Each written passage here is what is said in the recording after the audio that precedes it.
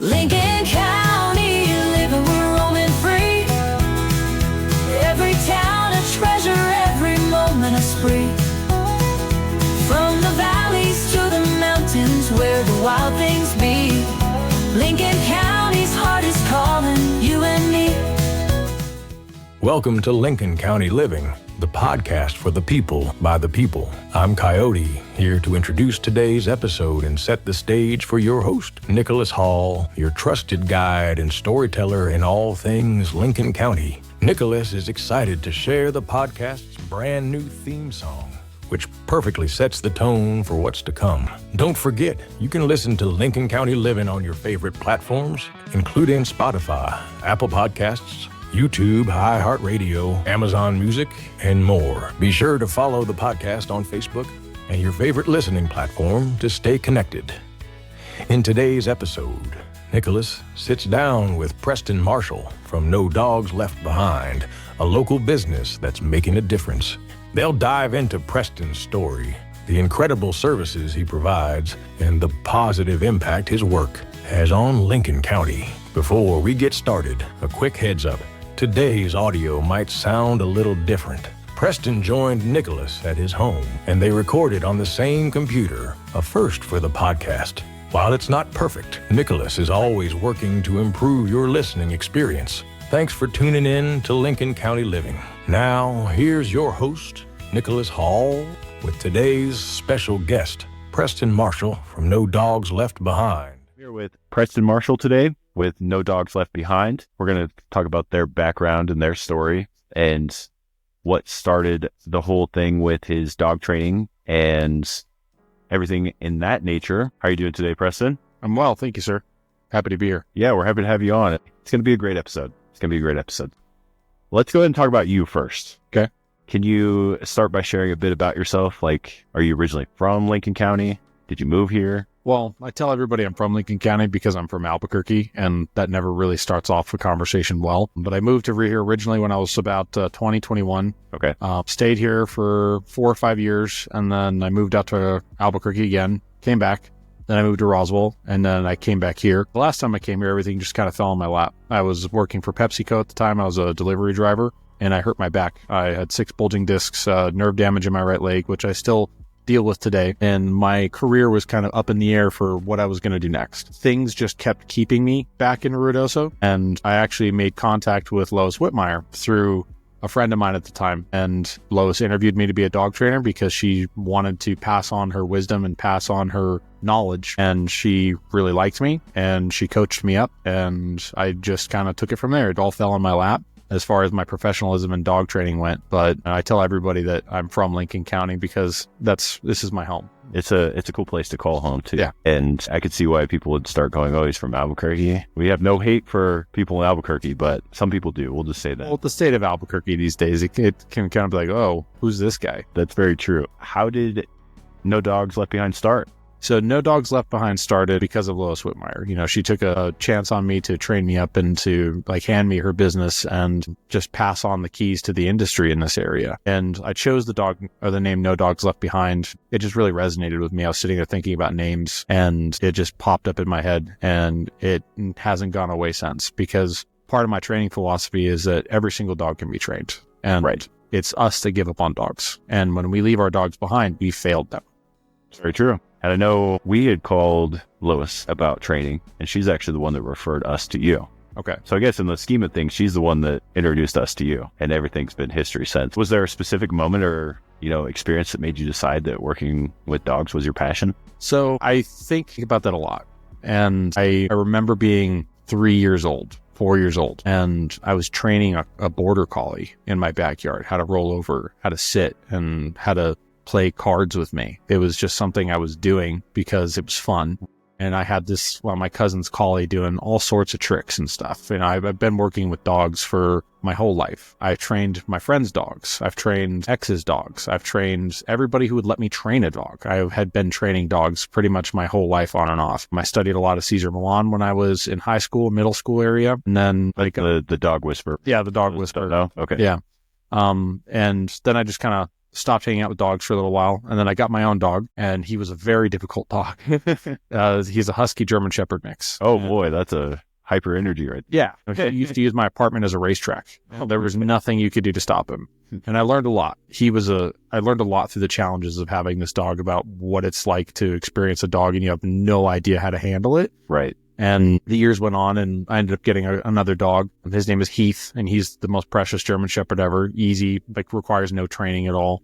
And then I became a dog trainer, and then I realized how crappy of a dog owner I was. Once I got the professional background and I started really assessing the psychology of a dog, I realized how much better of an owner I could be and how all my failures and how I can do better in the future.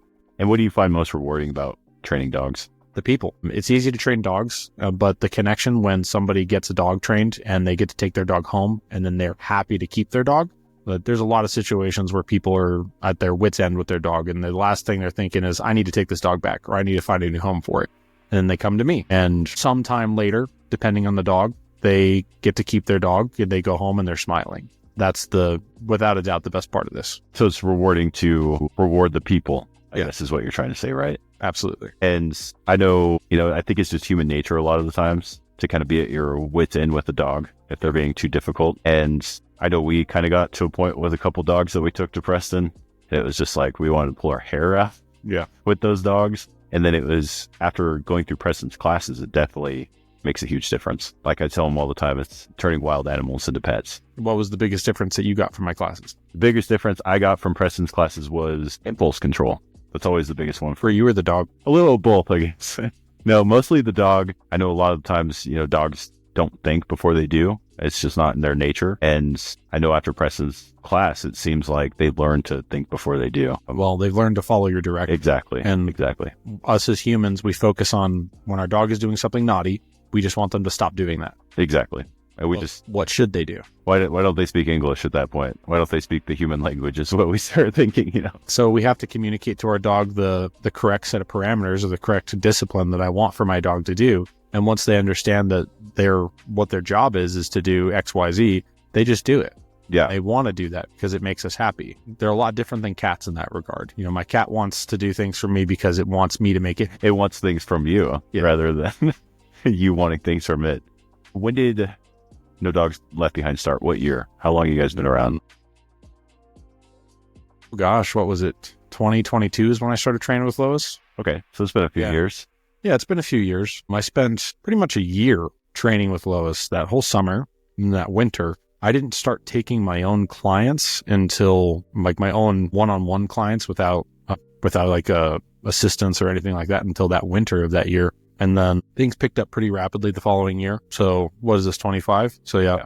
I think it was, sounds about like the end of 22. We're looking at about like going on three years or so. Yeah, this would be my third year doing everything. Very cool. Very cool. And he also just got a board and train facility, right? I did. Yeah, I'm super blessed to have that. Now I have access to be able to take any dog I need to and sometimes get them away from owners so I can really get into the what's underneath the hood of that dog's brain.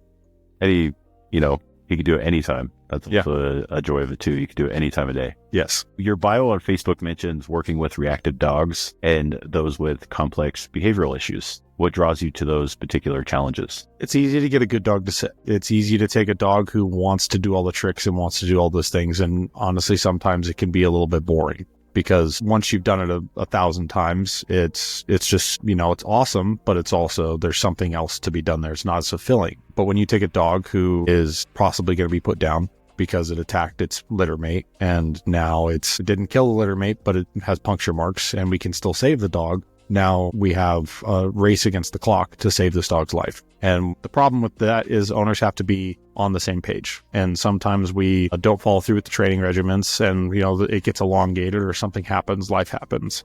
But other times we have really good success stories where a dog is able to do a complete 180 and now they have a brand new life and a brand new lease on life. Very awesome. Very awesome. So to sum it all up, you just like the challenge of it all, really. The challenge is great. The reward. The reward is good too. And I can't save every dog, but the dogs I do save, it's something very beautiful. So my philosophy comes down to just the name, No Dogs Left Behind. I don't give up on dogs. It doesn't really matter what the dog has done. If it can be saved, I'm going to do my best to save it. And that goes for shelter dogs as well. I donate a lot of my time to the shelter because these dogs need help. You know, we got Toby adopted, and Toby was a dog left. Toby got adopted. Yay. That's a big one. Yeah. Toby was a good dog. He was left after the fires just at the shelter, and his mom got adopted, but he didn't. So he grew up in the shelter right after the fires. That dog was a proverbial mess, but we got him to the point where he could at least socialize around people. And it took 6 weeks to get him to just stand next to a stranger without peeing on himself. Oh, goodness. So after he got there, though, he got adopted, and now he's living with his family in California. Somebody saw my videos on TikTok or Facebook and came all the way down from California to pick him up. Wow, that's a big impact. It is. Yeah, that's a big impact to have somebody travel to come adopt a dog. Yeah, that's crazy. Big news. Blew my mind when I heard. Yeah, that's big news. And we had talked about Toby in the episode I did with the Humane Society, and he was one of the long stay dogs, or the ones that were almost at the end. I mean, I'm just going to be honest. And it's great to hear that he got adopted, but that's incredible news that your TikTok got that far out that somebody came about it. I'm not sure if it was my Facebook or my TikTok. I just heard that they saw one of my videos. Squirrel, who I think you met. Yeah. Squirrel is in a temporary, possibly adopting situation right now. She got picked up by some folks that are kind of testing her out in the home, seeing if they work with her. Because they saw the videos as well. And that's just due to everybody in town sharing them and helping grow my page. The impact the Humane Society has to the cohesive relationship. You know, we want to get these dogs adopted, and we want to give them that chance. If I were to just leave those dogs behind, it wouldn't be me. Squirrel was also a long stay dog. She was one of the ones we talked about too. Yeah. And she's a very great dog. Excellent. Yeah. If I didn't have 5 dogs at home, I probably would have taken her. Yeah. And she's one of those dogs that she would be loyal to you for her whole life. Absolutely. Yeah. She's got that mentality, you could tell. Just from a few weeks ago, I just talked to the Humane Society, and we were talking about these long stay animals, and to hear that 2 of them are adopted already because of you, that's awesome.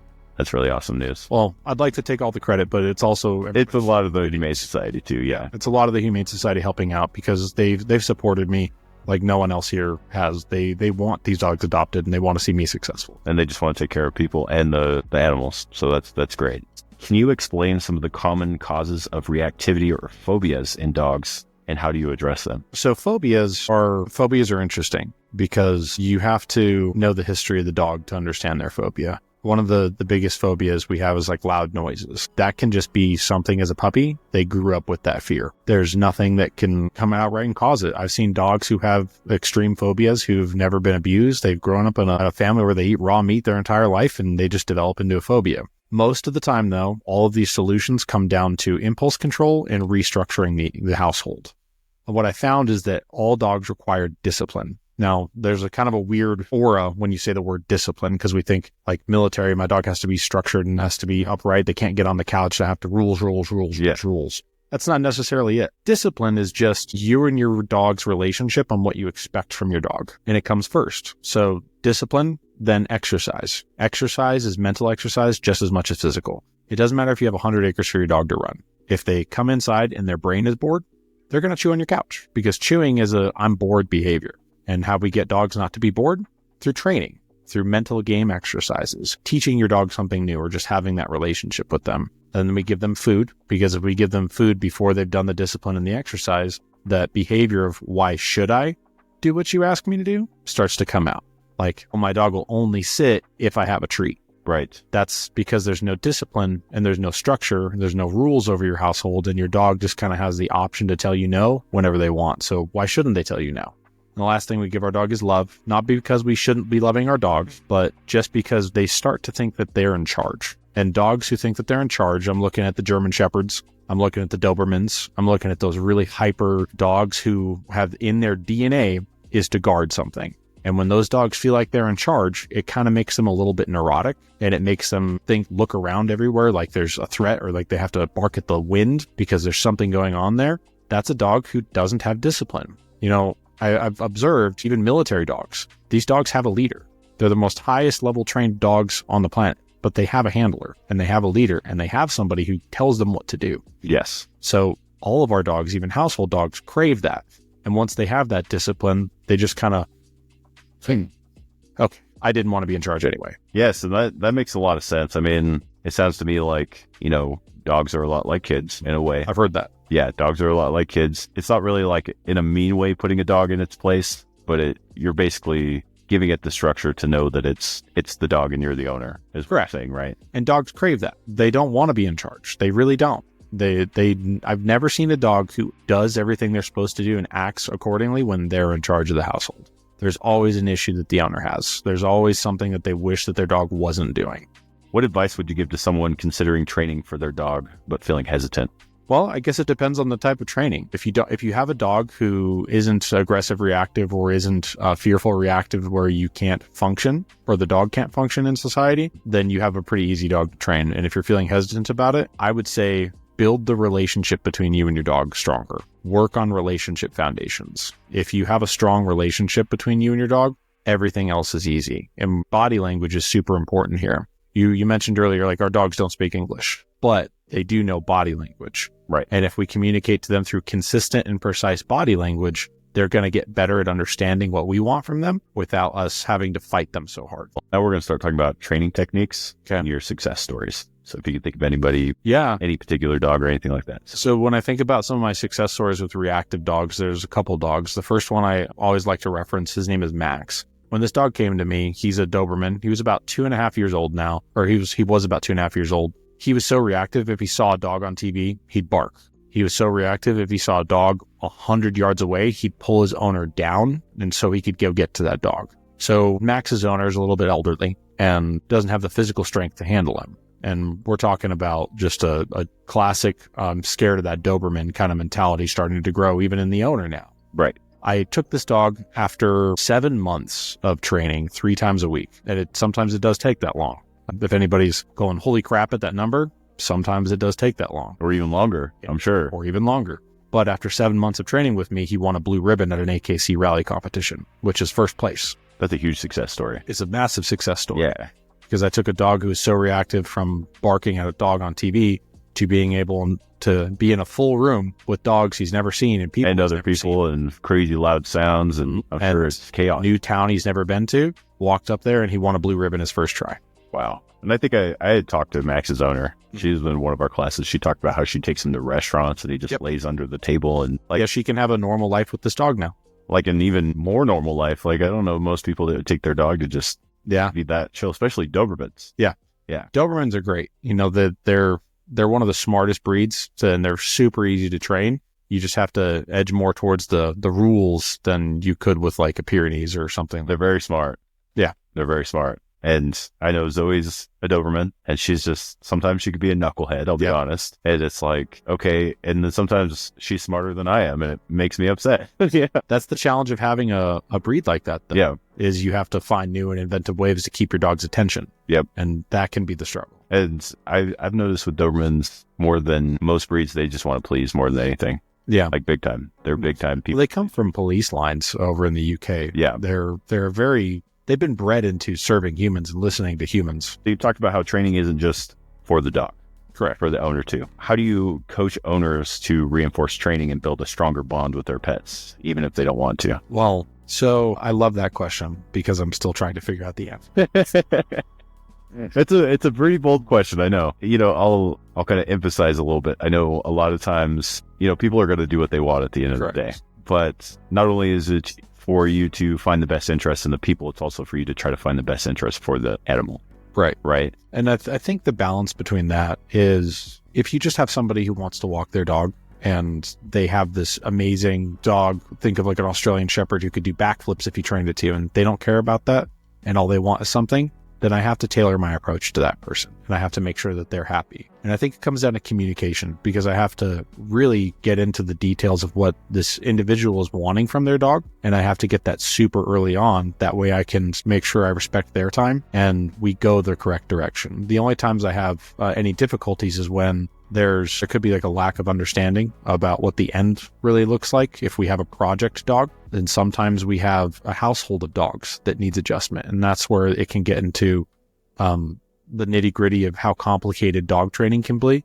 For instance, I have a client who has 3 different dogs that are all giving them problems. And each one of these dogs is a classic reactive phobia. One's a classic reactive or reactive aggressive, and the other one's fearful aggressive. So they all have their own. They all have completely different things. And it's like, I can't tell you how to train this dog and you can apply it to dog B. It just doesn't work like that.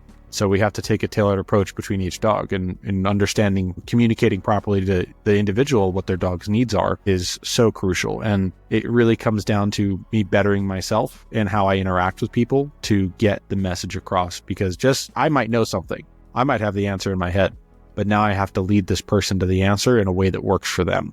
So really it just depends on the person and the complexity of the situation. It does. And it depends on me bettering myself with each encounter and making sure that I don't let my dog training ego kind of take over, because every dog trainer, I don't care who it is, thinks that they know everything at some point in their life. Right. And they have that ego come out. If you go to an AKC competition, there's ego everywhere. Any professional dog training competition, there's ego everywhere. So I have to constantly separate that ego, and I have to really work in being present for the dog and being present for the people. That's really understandable. I know, it's probably hard for you to not let your personal feelings get in the way too. Sometimes depending on the dog, like if there's been a couple times where I look at the situation of how a dog ended up, there's some dogs that have been put down that never needed to be put down. And it came down to the owners just literally not doing the curriculum and not caring about the dog. And they just rather would have put down the dog and restarted with a new dog because they got a dog in 3 weeks and it was a puppy. Things like that happen. Yeah. And that's hard. It's definitely, I can imagine it's hard, because even just hearing that, it makes me kind of like uneasy. Lois told me really early on stuff like that happens, and I didn't believe it until I saw it. And you can lead a horse to water, but you can't make it drink. And I've gotten a lot better at it, because things like that do happen. But it's the stories where I can turn a dog around and the people are very grateful. And, I have a dog who can travel with their owners. That's a big deal. Yeah, it is. And yeah. I had a couple this year call me right before the fires. So it was right before the fires, and then I ended up working with them right after the fires. They couldn't take their dog outside. They are travelers. They live in Winnebago, and they travel the whole country, but they couldn't travel with their dog because their dog was so reactive. And within 2 months, they had their dog to the point where they understood, they did their homework, they changed their entire lives to make this relationship better for their dog. And now they have a dog who's traveling to wherever they need him. And that's awesome. And I love that part of this job. And when you say reactive behavior, that's like chewing on stuff. Oh, no, like barking, lunging, seeing a person and trying to go through the window, just anything that you don't want your dog to do. Typically, reactive is seen as when they see aggression or a dog, it's lunging, barking, snapping, pulling the owner down, things like that. Yeah. Yeah. And that's not good behavior at all for it. It is not. And it's dangerous. Yeah. Your liability is huge when you have a dog like that. Yeah. Because you may not want to have it put down, but if it attacks somebody, then it's... If it's perceived to attack somebody. Perceived. There you go. Can you walk us through your approach for dogs with extreme reactivity and phobias? Yeah, we have to slow everything down, and we have to take away the dog's freedoms. So the first thing I do when I walk into a house and I say, wow, this dog is super aggressive and we haven't had a bite yet, and this dog hasn't drawn blood or broken skin yet on a dog or a person. We have a time frame. Now, the first thing I tell everybody is dog behavior is compounding. Compounding behaviors mean as they do something, they get better at it. So as they lunge at another dog, they're going to get better at it. They're going to get more confident at it. As they snap, the first bite on somebody may not draw skin. It may just be leaving some red marks. The second bite, well, now they've got comfortable, could leave a bite mark. Same thing happens for people. People get better the more they do something. Now, we have to stop the dog from making decisions. The dog no longer has freedom. I have to put it in a kennel because I need it to be contained when we're not working with it. And then we restart the bonding process. So we go to 100% hand feeding, which means now there's going to be an exchange of behavior. I give you one piece of kibble for one behavior. A behavior is just a sit. A behavior is just a come. Now I'm really reinforcing that discipline. What I'm doing is I'm restructuring the way the dog's brain works. Typically in dog psychology, when I take my bowl of food and I put it down and I walk away, the relationship is not between me and my dog. It's between the bowl and the dog.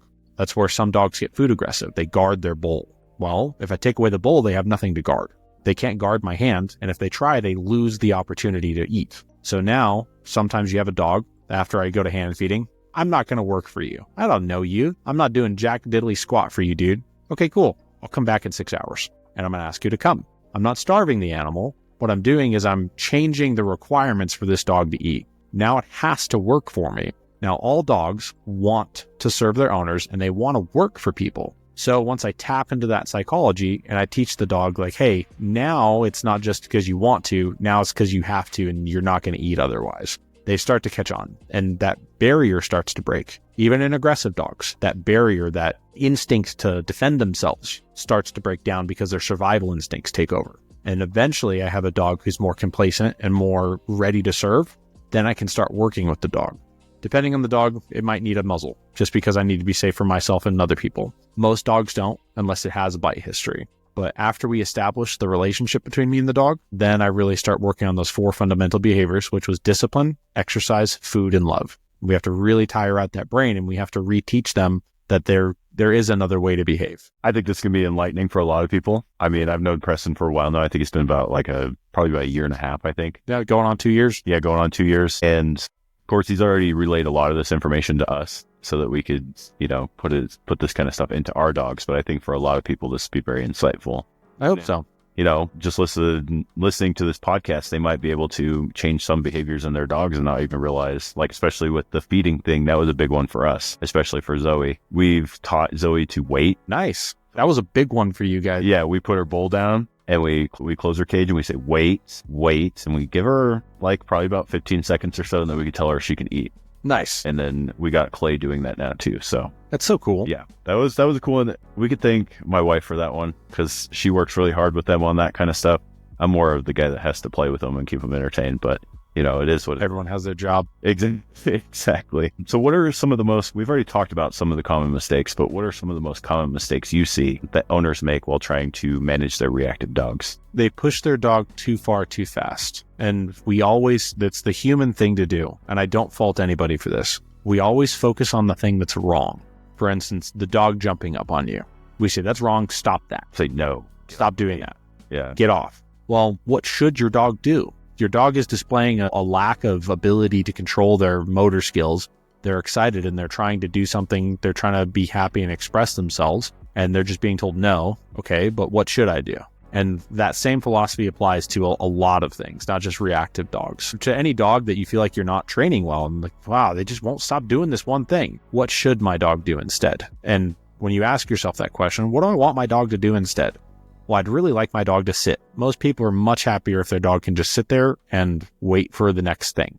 We have to teach our dog that. And dogs are situational and conditional, which means they can only do something for you in certain situations underneath certain circumstances. So you have to build those. Now, the conditions and the training part of this means just because my dog can sit inside does not mean they can sit when I come in the door and I'm excited to see my dog and I say, I don't expect my dog to sit then unless I teach them that they have to sit then. So then we have to build all these conditions and we have to understand that the human error is expecting too much from my dog. And I have to be able to look at my dog and say, yeah, you know what's going on. But if I look at them and there's a question of do you really know what I'm asking you to do? That's my fault because I wasn't clear with my dog. So basically replacing the behavior with positive actions. Positive actions, but things that are fulfilling for your dog, things that your dog can do. Let's focus on what your dog can do and stop focusing on what your dog is doing wrong. That's a big statement for a lot of people. Yeah, it's hard. It's going to be a big statement for a lot. That's all that ego stuff I was talking about earlier. Yeah, because it's just human nature to want them to listen to us. Yes. It's human nature for them to want to get their dogs to do what they want because we're the superior being, I guess is what most humans think. Yeah, I could see that. Yeah, and I think that's just how our brain is hardwired most of the time. I think that there's a space for that. I don't think as many people are so the alpha, I'm superior mentality as much any longer. I think there's been a big movement in the last 10 years of people have gotten away from that, but there is definitely a huge chunk of people that still do believe that. So you're saying that's the outdated behavior, I guess? It is. Yeah, the alpha behavior is outdated. I still meet people today that believe that. I just think the average person doesn't understand the relationship that you have to have with your dog and that they have their own motivations and they have their own sense of fulfillment and they do have their own agenda. And we see dogs as almost this form who it's just going to do whatever it's going to do. It's just going to be a dog. It's a living creature that wants to do things that it has in its own brain. It has an imagination. It has a soul. It has a soul. I truly believe that. Yeah. There Eventually they understand what you're talking about. I mean, I swear up and down Zoe speaks English. Well, she understands your tone. Yeah. And she understands the consistency behind it. And I believe that dogs are frequency sensitive, and our emotions can be boiled down to frequencies. And when we exert those emotions through like our vocal range and things, it can change. So I believe that they're sensitive to us, and that's why they are our best friend, is because they can pick up on our emotions a little bit better. That's why I think we pick up on their emotions in the long run too. Yeah. We could tell like when they're not feeling good and stuff, it makes us feel bad. And it's just, we put a lot of time and love into these furry companions. Yes. And it's not a bad thing. I think it's a great thing. Your business offers board and train now, and as well as basic classes. Are there any other options of what owners can expect? I know you do like one-on-one training, correct? Yeah, I do privates, 30-minute and half-hour sessions and full-hour sessions. I do board and train packages. I'm unlike most boarding train facilities. If you were to go to a boarding train facility in Albuquerque, El Paso, or Lubbock, they would make you sign at least like a 3-week minimum. In some places, you're going to do a 2-week minimum. I don't do that. I just have, if you want to come by and try it for a day just to see what things are about, you can try it for a day. I do offer discount packages for people who buy in bulk. I have group classes available. I try to do them monthly. In the winter, it's a little bit harder. Sometimes I get 2 a month. Sometimes I just do one every other month as people need it in the area. Group classes are kind of the way to go, if you ask me. Yeah, group classes are like for the average dog. They're very good. I offer walking services as well, and I have a couple fitness clients that I exercise them pretty regularly. Very awesome, very awesome. And then I know you also do some stuff with the Humane Society too, right? Yes. You do like if they adopt a dog, they get like a 30-minute session for free, correct? Yeah, when we're running those promotions, the Humane Society, I've just agreed whenever they need to use that promotion, so many dogs that get adopted between whatever the promotion period is, they get the free 30-minute session with me. That's just to help people with having confidence that if they take a dog home that they have no idea what to do with, they're going to get some advice that's not a charge to them, because I believe that these dogs should stay in the home. And if you walked into a shelter and you said, I love this dog, I'm going to take it home with me, we should do our best to try to keep that animal. And there could just be a small misunderstanding between the human and the dog that can be easily resolved, and we don't want those dogs to go back. So you have all these different programs and these different classes and everything like that. I guess in the end of things, is it dependent on the dog of what you would suggest for each individual to do? It can be, but it's also dependent on the human. If we're talking somebody who just literally doesn't have the time to train their dog, then a board and train works very well for them. If you have a lot of time to train your dog, but you don't like the group class setting, privates are a very good way to go. I do recommend everybody take at least one private. That way you can have any of your issues like boiled down to some exacts, because you might have some specific questions that I can't cover in a basics obedience class. But for the vast majority of people, a basics class with 1 or 2 privates a year is more than enough to get your dog into a healthy relationship. What do you hope that No Dogs Left Behind contributes to the local community and the broader training world? And I hope that within, I've given myself some goals. My hope is that I'm going to be able to save a lot more dogs. I want to be able to be known as the guy who takes the Humane Society dogs and gets them trained up. I want to be known as when people see me, they know that I am the dog trainer, and they know that if they need help with a dog, they can come to me. That's super important for me, is that people feel like they can approach me and come to me with their dog problems. There's too many dogs that get left, and there's too many dogs that some people just can't deal with. And that's where I come in, is to bridge the relationship between man and dog to help things along and make things easier for everyone involved. Well, that's an awesome thing to have as a goal, is to save more dogs. Yeah. Because I feel like they get forgotten about when it comes to saving them. It can. And, I feel like you already are getting the traction of, you're the guy that trains up the dogs at given that the TikTok story that you gave me just a little while ago, I feel like you're already starting to become that guy of where people see, oh, he's training these dogs, I should go get that dog because it's going to be, I guess, more trained than the others possibly. Yeah, that's the cool thing about the social stuff, is people are going to see what the dog's capable of, and they're going to gravitate more towards that dog. Yeah, and they're going to see the videos and go, oh, that dog's awesome. The dog's awesome. Because you can look at pictures all day. Right. They look cute, but then there's always that question of, can it do this? And then the little information what's that its behavior? The dog isn't great. Yeah, what's its behavior? Yeah. Nobody really knows until it's outside of the shelter. That's very true. Yeah. There's usually about a 3-week cool down period for a dog. It took Clay a while. Yeah. So it was still a puppy, so she didn't really it wasn't that big of a deal. She wasn't a pound, but Clay, it took him a while. How do you see your work making a difference in animals' owners and their families? I talk a lot about owner responsibility and the impact of how we can create a better dog ourselves. And my impact so far, I know, because a lot of people just kind of look at me and say, well, you're not really a dog trainer. You're more like a person trainer, aren't you? And I say, yes, absolutely, I am. And that's a really good impact to have, as making sure that the people understand that we are just being better people. We're making better dogs, but we're just being better people. I think at the end of the day, it's trying to make people better for their dogs. I agree with you on that, because the outdated mindset still runs around. Yeah. I know that's what I was taught as a kid, was compulsion training. Scream at your dog, tell him no. Yeah, that's smash him around. Compulsion training works in some regards. It's what we have prong collars and choke chains and disciplinary actions, because sometimes our dog does need a consequence. Yeah. But primarily, like if we focus on developing dopamine responses in the dog's brain, they're just a happier individual and they're more bonded to us because they associate us with dopamine. And, I have a lot of things in my life I associate with dopamine, and I love every single one of them. Same thing for the dog. Okay, that's fair. It's to keep them entertained in the long run. Mm-hmm. Yeah. So looking ahead, do you have any exciting new programs or goals that you're working on this year in particular? So my plans, my expectations for myself this year is to get to the point where my boarding facility always has at least 3 dogs in it. I'd like to be, it could be so busy I have no time for anything else. That's really where I'd like to be. And it's building to the point where I can see the busyness coming. I just want more. And I'd like to get to the point where I'm known as a renowned dog trainer in the state, that way people can come to me from any city and they know that they're going to get a good, well-rounded dog trainer. That's a great goal. And I know with any business, you got to think of it as a pipe with water, and the water pressure is going to get tighter and tighter and tighter until it blows up. Yes.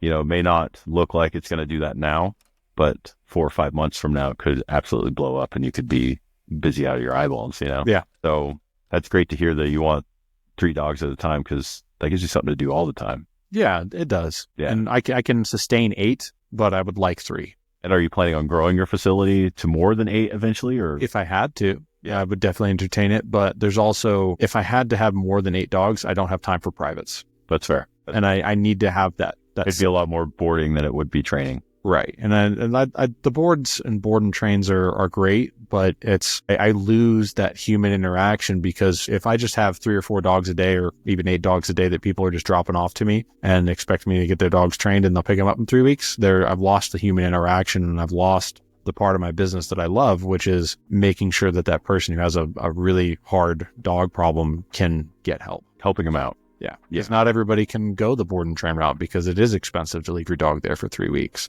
Maybe they can only do 1 private a week or 1 private every 2 weeks. I still want to work with those people. I mean, that's completely fair. And it sounds like a pretty rewarding business in the long run. It is. Being able to help everybody, whether it's the animal or the person. Yeah. And seeing the difference that you're making in people's lives. I'm sure that's the pretty big reward, right? It is. If someone's considering reaching out to you, how would they get a hold of you?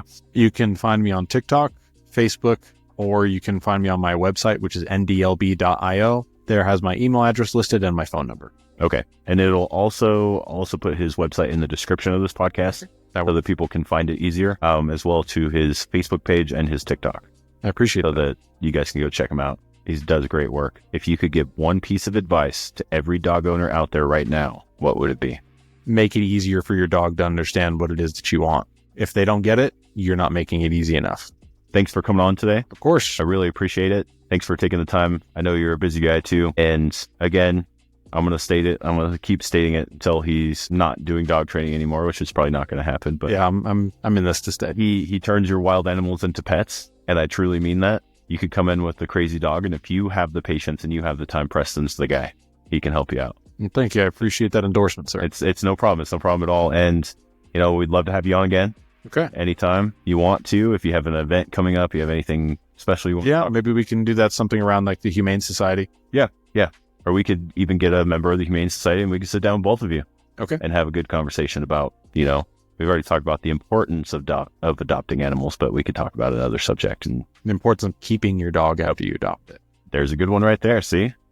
So we'll have Preston on again. You can listen to us on Apple Podcast, Spotify, YouTube, iHeartRadio, and you can also listen to us on Amazon Music. So that's your Alexa devices. You can get the app for it as well. And we're currently working on getting as many as we possibly can. So if you know of a podcasting platform that I haven't mentioned, check it. It might be on there. other than that, thanks for coming on today, and Thank you for having me. I hope everybody else has a good rest of the week.